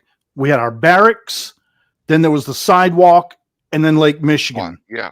I was on the second floor. We had snow drifts all the way up to my window. In the mess hall, the mess decks, I would get extra ice cream and milk And stick it out there and let and it free. stick it in the snowbank for later. Yeah. I went Remember? to, Do you remember the Roach Coach? Oh, yeah. First Everybody time I a ever roach had a coach. burrito. Uh-huh. All right. First time I ever had a Little Debbie cake was at the Enlisted Center. They used to sell these little Swiss cake rolls, and I'm like, I've never seen that because Little Debbie hadn't gotten to Louisiana yet. I went from Great Lakes got on a plane, and it was Christmas morning. It was minus 89 degrees, snow with heavy snow. I said, Lord, get me out of here. You ain't going to ever worry about me going back. Well, I said, I went from there, got on a plane, 6 hours, landed in San Francisco, California. I went from minus 20 to about 70 degrees with X amount of humidity. I come off that thing just like pouring water off me. They go, why are you sweating so much? I said, I'm not sweating. I'm defrosting. dude, you and I have such similar experiences because when I arrived at Great Lakes, it was middle of September, and I was coming from New Orleans. Middle of September, New Orleans, it's still 89 degrees. Right. So I get off the plane at O'Hare. Everything's fine. Airport's cool. We get outside. Until. Holy crap. It was 12 degrees. Uh-huh. I Lewis, immediately caught a cold. I had to go through my first 2 weeks of A school, not even being able to hear the instructor. I was like, my ears were Lewis, clogged up. tell me something. When Huh. you when you walked, I know you had some Liberty or something in Chicago. Oh, yeah, and lots I of did- it. All right. Tell me you didn't go by a parking lot and hear the cars rusting. It's like white noise. Well, I heard something. I did not know what the sound was at the time, but I guess that was it. It's I've told people and they said, no, you're just pulling our leg. No, sir. And they used to put salt down, not by the bucket, by the truckload. Truckload. Yeah. All right. And your shoes, you'd black them all up, get them all nice and shiny, go out to chow, come back, they're white. Okay, I got something All right. for you too. Hang on a minute. All right. Yep. Yes, sir. That would have Yes, been in on a top. Navy ship bunk, sound of voyage, machines, and random ambience. Oh, cool. Send me that link. It's right there. I put it in stupid o'clock. Okay. Oops. Awesome. Yeah, that's what we had. And I'll Mhm. tell you what, right now, you don't sleep in the top bunk because you got all the piping work above you. If you set That up, was ping, ping, me. ping, ping, okay, Lower last bunk is good, but you got to take it and pick it up and hook it to where the people can clean underneath it. Okay. I was the FNG, so I got the top bunk. You know what my first bunk was? That was my top bunk. Uh-huh.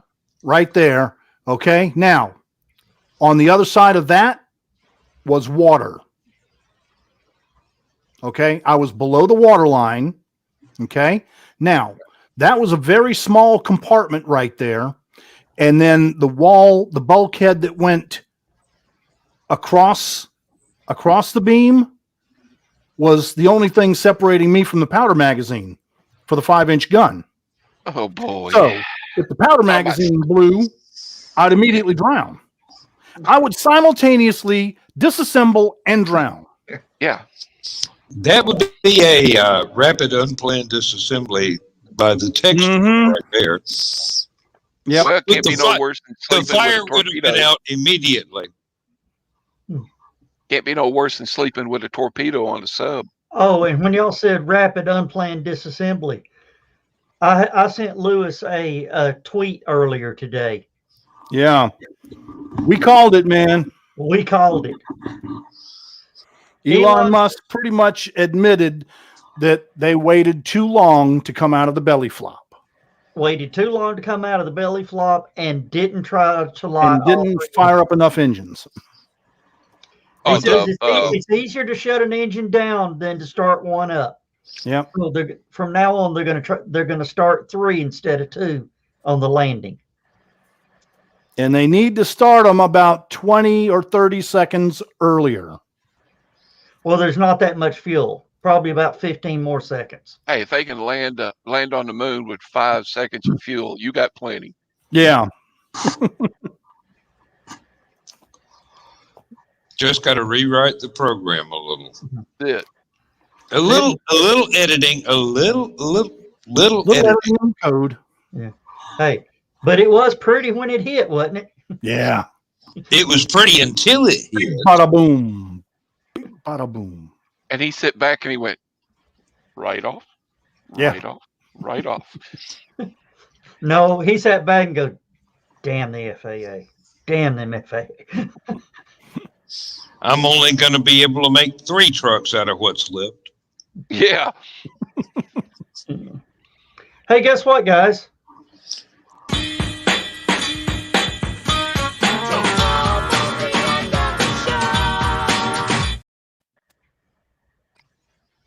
Just had a flag. One of these days, I'm going to spring for a damn T1 or pipe where I can actually see the stuff you're putting up. Suddenly had a 60s flashback. Oh. That's part of what it's for, yeah. I was so young then. Anyway. And I don't know who my turn is, but welcome for tuning into the show. Hope you're still here. But we're fixing not to be, but we're going to the after show. You're invited. Not me. I got to go do my day job. Yeah. And yeah, you do your day job at midnight so you could sleep late, right? Well, and the worst part about it is he's talked me into coming on and being a guest on the morning show tomorrow morning at 7:40 to talk about my COVID experience. So, oh boy, yeah. Damn, I wish we had videotape of that. So are you on YouTube? No, seriously, on a radio station. Well, No. Still, videotape you on a radio station. What, John? Don't they do the listen live thing? Yeah, but it's still just audio. Well, wait a minute. Now, when Gary's on WGOW, he will sometimes put that stuff on Facebook. Yeah, he's got a camera in there. Gary is never on WGOW. Oh, I'm sorry. Where's? No, he's on 95.3. Yeah. My old frequency. Yeah. What are y'all flip flopping? No, Gary was my morning co-host for over a year. He stayed with the company and I left. Yeah, much happier. Yeah, And they changed radio. formats to country, and then they changed to pop, and that's when Gary came back. And Gary had always stayed with Brewer. He was the publisher, well, the editor of the Pulse magazine, Right. and that's what he did in between radio gigs. And he still does it, but they're only online. Which Gary are you talking about? Remember, I Gary know nothing Poole. about you. Cool. Oh, Sorry, Gary Poole. yeah. Robot Kelly No, Battle. no, I know exactly who he Robot is. Battle. Yes, Robot Battle. by both names, I know exactly who he is. I just I don't know think what y'all for that one. I don't know what to call him at LibertyCon sometimes, but Since he started publishing, I'm going by his publishing name. So that's, yeah, We do not speak I of see this him at the name. con, and I don't want to blow anything. We do Yeah, not speak well- of this name.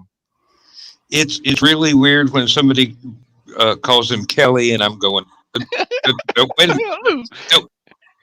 And he might be standing right there at the other end of the bar, and I'm going, oh yeah, that's right. I told you. Well, that I one mean, time when I first met him was in broadcasting. So Good night, Carly. good night, Carly. So Gary was the first name that I knew him by, and I Yeah. didn't know about his alter ego until about a year later, I guess. Yeah, Gary Poole was a name that I met him under at LibertyCon when Lindsay and I first started going. Oh my God, it's been almost 16 years. Wow. No, it's been over 16 years. Folks, I enjoyed it, so I'm going to have to call it a night as well. So, Yeah. Hey, James, when the world gets back to normal, you and I got to get together and talk Oh, old Navy yeah. stories. I'll I even mean, bring more my. than the hour we just sucked up here. I have I used to have, is the only thing I got now from my Navy days is still my sea bag. But I used to have dungaree shirts that were thinner than lingerie. Wow. You know, after you wash them so many times, Yeah. Yeah, you run them through the laundry, they're going to do that. all these things were thin. And so, in fact, somewhere's in this house, and I'll try to find it for next time, is my boot camp book. My boot camp, we went out as color company, so everybody got a photo. Oh, get out of here. I got to go to Brainerd and get me a Dixie cup. See there? If you look at the top of his head, right above his sunglasses, next to his glasses, he'll have a line going across his Right forehead. That's there. that's where the line from people One from Orlando finger used to above go the to eyebrow. because the sun would catch them right there, and they'd have that tan line. Yep. Because that's, Don't you that's tell- where you had you to know wear it. One finger above the eyebrow. You know how to tell when you from Great Lakes got a cold butt. That's what it is. You. Good night, folks. Good night, All right. everybody. Yeah, we gotta James, say it's good been night, lovely. everybody. I'm glad to see you. It's been too long since we've seen each other. We got to do it again soon. Yes. All right, say good night, everybody. Good night, everybody. Let's go touch the sky and then.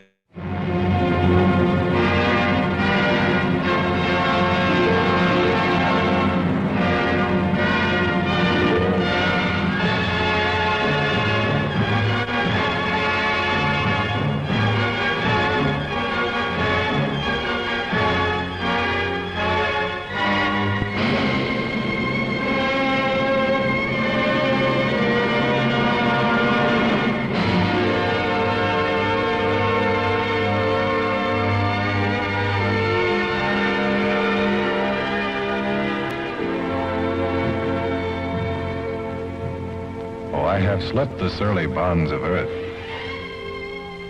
and danced the skies on laughter-silvered wings. Sunward I've climbed and joined the tumbling mirth of sun-split clouds and done 100 things you have not dreamed of. Wheeled and soared and swung high in the sunlit silence. Hovering there, I've chased the shouting wind along and flung my eager craft through footless halls of air.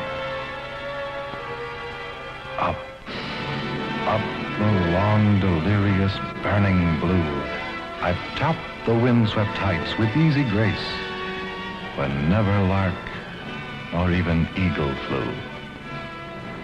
And while with silent, lifting mind I trod the high, untrespassed sanctity of space, put out my hand and touched the face of God.